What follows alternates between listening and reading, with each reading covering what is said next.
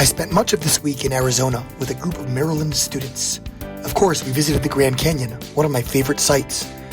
Just as a thought experiment, imagine that I would return from this trip and spread negative perspectives about the canyon. You know, the line to enter the park was exceedingly long, some of the shuttle routes were closed, and those still operating mandated mask wearing, even for vaccinated riders. The trail we hiked was littered with mule excrement. Those listening to this litany of complaints might consider me small-minded or ungrateful, but surely they could not regard me as morally lacking. Yet this is precisely the scenario we encounter in our Torah portion. When 10 of the 12 spies return from their reconnaissance mission with pessimistic reports, they are censured harshly, and the entire generation is prevented from entering the land.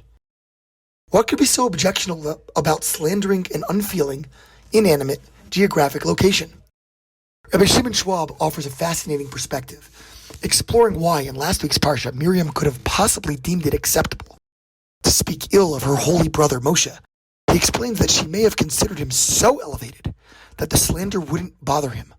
Her mistake lay in not appreciating that Moshe represented God in this world. By disparaging him, she inherently impugned the divine.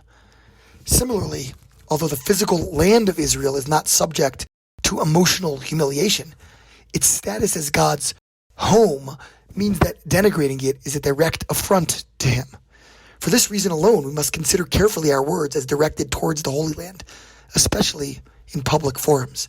We risk grave chilul Hashem, desecration of God's name, should we fail. The Talmud recounts a charming anecdote of great sages' behavior in Israel. Rabbi Ami and Rabbi Asi would stand and pass from a sunny spot to a shady one, and from a shady spot to a sunny one, so that they would always sit in comfort and never have cause to remark that they were uncomfortable in Eretz Yisrael.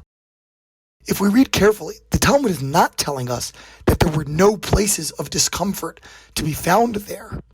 Rather, these rabbis elected to focus only on its positive elements. When faced with Israel's myriad divine blessings and its inevitable flaws, given that it is populated and governed by human beings, we can choose to emphasize the good. This does not mean that we should turn a blind eye to shortcomings we observe or refrain from improving the society. It does mean that we ought to be extremely measured in our critique and reflect carefully as to whether we sufficiently weigh the immense good.